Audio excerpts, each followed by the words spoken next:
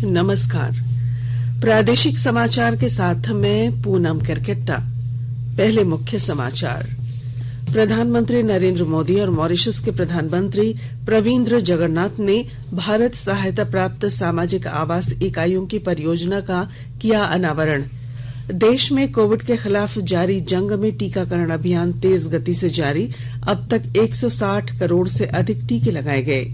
राज्य सरकार की उड़ान परियोजना पीवीटीजी बच्चों को सपनों को दे रहा पंख। 140 पीवीटीजी पाठशाला से जुड़े करीब 3000 बच्चे। और राजधानी रांची समेत राज्य के कई इलाकों में 22 जनवरी से बदलेगा मौसम। 23 को कई इलाकों में गरज और ओलावृष्टि के साथ होगी बारिश, बढ़ेगी ठंड। और अब समाचारों में आगे बढ़ने से पहले जरूरी संदेश। देश के कई हिस्सों में कोविड का संक्रमण तेजी से बढ़ रहा है। हम श्रोताओं से सतर्क रहने और 15 से 18 वर्ष के बच्चों सहित अन्य लोगों को टीके लगवाने में मदद करने की अपील करते हैं। कोरोना वायरस का नया स्वरूप ओमिक्रॉन चिंता का कारण है। कृपया सुरक्षित रहने के लिए 3 सरल उपायों का पालन अवश्य करें।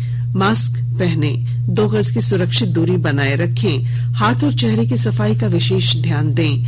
कोविड संबंधी किसी भी जानकारी और सलाह के लिए राष्ट्रीय हेल्पलाइन नंबर 011-2397-8046 और 1075 पर संपर्क करें। वहीं राज्य हेल्पलाइन नंबर 104 डायल कर किसी भी समस्या का त्वरित समाधान लिया जा सकता है। प्रधानमंत्री नरेंद्र मोदी और मॉरिशस के प्रधानमंत्री प्रविंद कुमार जगन्नाथ ने आज संयुक्त रूप से भारत की सहायता से बनी सामाजिक आवास इकाई परियोजना का वर्चुअल माध्यम से उद्घाटन किया। उन्होंने मॉरिशस में सिविल सर्विसेज कॉलेज और 8 मेगावाट की सौर ऊर्जा परियोजनाओं का भी शुभारंभ किया। ये परियोजनाएं भारत के सहयोग से शुरू की गई हैं। इस अवसर पर मेट्रो एक्सप्रेस परियोजना और अन्य ढांचागत परियोजनाओं के लिए भारत की ओर से मॉरिशस को 19 करोड़ अमेरिकी डॉलर की ऋण सुविधा संबंधी समझौते का आदान प्रदान किया गया। इसके अलावा लघु विकास परियोजनाओं के कार्यान्वयन पर भी एक समझौता किया गया है। प्रधानमंत्री नरेंद्र मोदी ने कहा है कि देश और देशवासियों के सपने एक ही हैं और राष्ट्र के विकास में ही हमारी प्रगति निहित है। उन्होंने कहा कि यही भावना और समझ नए भारत के लोगों की सबसे बड़ी ताकत बनती जा रही है। प्रधानमंत्री ने आज वीडियो कॉन्फ्रेंसिंग के जरिए राष्ट्रीय स्तर पर आजादी के अमृत महोत्सव से स्वर्णिम भारत की ओर कार्यक्रम को संबोधित करते हुए ये बात कही। उन्होंने ब्रह्म कुमारी संस्था द्वारा आजादी का अमृत महोत्सव के प्रति समर्पित साल भर चलने वाले कार्यक्रमों का शुभारंभ किया। जब हम आजादी का अमृत महोत्सव मना रहे हैं तो ये भी हमारा दायित्व है कि दुनिया भारत को सही रूप में जाने। ऐसी संस्थाएं जिनकी अंतर्राष्ट्रीय क्षेत्र में दुनिया के कई देशों में उपस्थिति है, वो दूसरे देशों के लोगों तक भारत की सही बात को पहुंचाए। भारत के बारे में जो अफवाहें फैलाई जा रही हैं, उनकी सच्चाई वहां के लोगों को बताएं, उन्हें जागरूक करें। ये भी हम सबका कर्तव्य है। राष्ट्रव्यापी टीकाकरण अभियान के तहत अब तक 160 करोड़ से अधिक कोविड रोधी टीके लगाए जा चुके हैं। केंद्रीय स्वास्थ्य मंत्री मनसुख मंडाविया ने कहा है कि देश में अब तक एक ट्वीट में उन्होंने कहा कि प्रधानमंत्री नरेंद्र मोदी के नेतृत्व में टीकाकरण अभियान विश्व में नई ऊंचाइयों को छू रहा है। उन्होंने लोगों से टीके लेने के बाद भी कोविड दिशा निर्देशों का पालन करने का अनुरोध किया। इधर केंद्रीय स्वास्थ्य मंत्रालय ने बताया कि पिछले 24 घंटों के दौरान कोविड संक्रमण के 3,17,532 नए मामले सामने आए हैं, जबकि 2,23,290 लोग संक्रमण से ठीक हो चुके हैं। वहीं देश में 9,287 लोगों में कोरोना के नए वेरिएंट ओमिक्रॉन की पुष्टि हुई है। राज्य भर में गणतंत्र दिवस की तैयारियां जोरों पर हैं। पश्चिमी सिंहभूम जिले में आयोजित होने वाले गणतंत्र दिवस समारोह पर कोरोना गाइडलाइंस की पाबंदियां पूरी तरह लागू की जाएंगी। विस्तृत ब्यौरे के साथ हमारे संवाददाता। पश्चिमी सिंहभूम जिले में इस वर्ष आयोजित होने वाले गणतंत्र दिवस समारोहों पर कोरोना गाइडलाइंस की पाबंदियां पूरी तरह लागू की जाएंगी। इस संबंध में जिला प्रशासन की ओर से निर्णय लिया गया है कि मुख्य कार्यक्रम में अधिकतम 500 व्यक्तियों की उपस्थिति सुनिश्चित की जाएगी। साथ ही गणतंत्र दिवस के अवसर पर प्रभात फेरी और सांस्कृतिक कार्यक्रम के आयोजन पर पाबंदी रहेगी। मुख्य समारोह के दौरान आगंतुकों के बीच किसी भी प्रकार के खाद्य पदार्थ नहीं बांटे जाएंगे और मुख्य कार्यक्रम स्थल के प्रवेश द्वार पर थर्मल स्कैनिंग की व्यवस्था भी रहेगी। यही नहीं, कार्यक्रम में आने वाले सभी व्यक्तियों को मास्क पहनना अनिवार्य होगा तथा 2 गज की दूरी के साथ बैठने की व्यवस्था सुनिश्चित की जाएगी। कोरोना प्रोटोकॉल के तहत चुनिंदा विभागों की ही झांकी प्रस्तुत की जाएगी और परेड में भी मात्र 6 प्लाटून ही शामिल होंगे। दिलीप बैनर्जी, आकाशवाणी समाचार, चाईबासा। केंद्रीय वित्त और कॉरपोरेट मामलों के मंत्री निर्मला सीतारमण ने कर हस्तांतरण प्रणाली के तहत राज्यों को 47,541 करोड़ रुपए की अग्रिम किस्त जारी करने की मंजूरी दे दी है। यह किस्त जनवरी महीने में जारी नियमित कर हस्तांतरण किस्त के अतिरिक्त होगी। इससे राज्यों को 95,000 करोड़ रुपए से अधिक की राशि प्राप्त होगी। आकाशवाणी के ताजा तरीन समाचारों के लिए आप हमारी वेबसाइट newsonair.com पर लॉग ऑन कर सकते हैं। ताजा समाचार Twitter handle @AIR News Alerts और Facebook page all India radio news पर भी उपलब्ध है। आप प्रादेशिक समाचार एकांश के ट्विटर हैंडल @AIR News _ और फेसबुक, इंस्टाग्राम पेज तथा YouTube channel AIR news Ranchi पर भी हमारे बुलेटिन सुन सकते हैं। प्रादेशिक समाचार आप आकाशवाणी रांची से सुन रहे हैं और अब पेश हैं कोरोना से बचाव के कुछ संदेश। कोविड-19 से बचाव और सुरक्षित रहने के 3 उपाय। मास्क लगाएं, 2 गज दूरी है जरूरी, सुरक्षित दूरी रखें, हाथ और मुंह साफ रखें।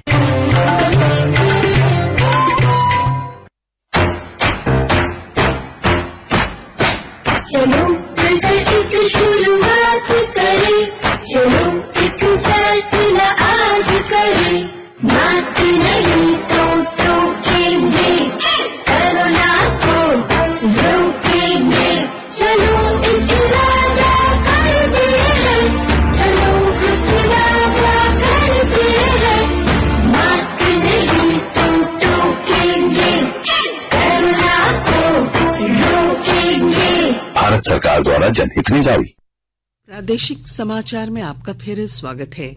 राज्य में विशिष्ट असुरक्षित जनजातीय समूह PVTG के बच्चों को पढ़ाई से जोड़े रखने में उड़ान परियोजना के तहत PVTG पाठशाला सकारात्मक बदलाव ला रहा है। परियोजना का उद्देश्य सुदूर गांवों, जंगलों और कठिन भौगोलिक परिस्थितियों में रहने वाले विशिष्ट असुरक्षित जनजातीय समूह के बच्चों को PVTG पाठशाला के माध्यम से सकारात्मक बदलाव लाना है। इस उद्देश्य की प्राप्ति के लिए ग्रामीण विकास विभाग अंतर्गत Jharkhand state livelihood promotion society की पहल रंग दिखाने लगी है। सोसाइटी बच्चों को स्कूल के दाखिले कराने, उनमें बुनियादी शिक्षा को मजबूत करने तथा पढ़ने लिखने की आदत और रुचि पैदा करने के अथक प्रयास में जुटी है। राज्य में लगभग 73,000 ऐसे परिवार रहते हैं। परियोजना के तहत राज्य के पाकुड़, दुमका, देवघर, गोड्डा, गढ़वा, लातेहार, पलामू, गुमला, सरायकेला और पूर्वी सिंहभूम में 140 PVTG पाठशाला का संचालन ग्राम स्तर पर किया जा रहा है। मेदिनीनगर नगर निगम क्षेत्र के लोगों को अगले 2 वर्ष के भीतर शुद्ध पेयजल मिलने लगेगा। मेदिनीनगर फेज 2 जलापूर्ति योजना पर निर्माण कार्य अगले 10 दिनों में शुरू हो जाएगा। पलामू के सांसद BD राम ने आज मेदिनीनगर निगम की महापौर अरुणा शंकर के साथ पत्रकारों से बातचीत में ये जानकारी दी। सांसद ने बताया कि नए तरीके से जुडको को इस काम की जिम्मेवारी दी गई है। उन्होंने कहा कि इस पूरी योजना के लिए एशियन डेवलपमेंट बैंक को 161 करोड़ रुपए उपलब्ध करा दिए गए हैं। उन्होंने कहा कि राज्य सरकार ने भी इस योजना को प्रशासनिक स्वीकृति दे दी है। उन्होंने कहा कि लोगों को शुद्ध पेयजल मिले, इसके लिए वाटर ट्रीटमेंट प्लांट लगाया जाएगा। और अब अमृत महोत्सव क्विज। आजादी का अमृत महोत्सव।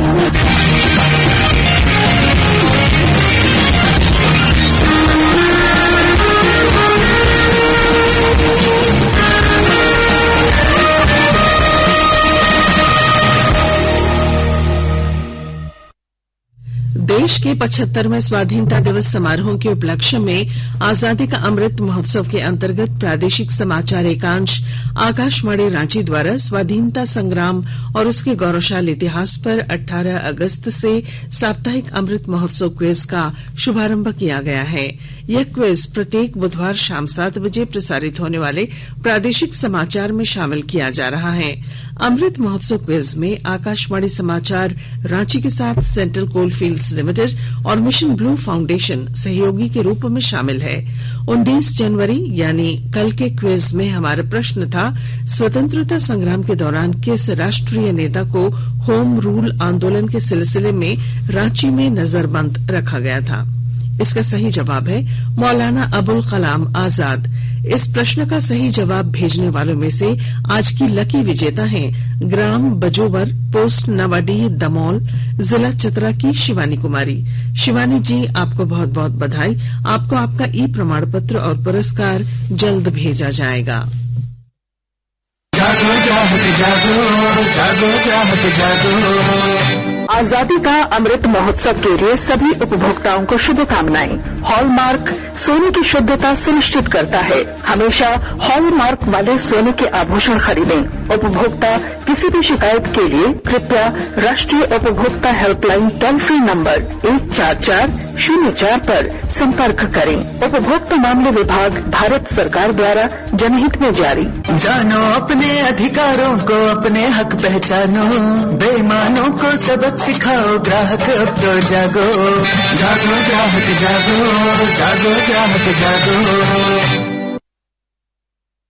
पश्चिमी सिंहभूम जिले में टीबी के सक्रिय मरीजों का पता लगाने के अभियान में जुटे लोग अब वैक्सीनेशन के कार्य में भी मदद करेंगे।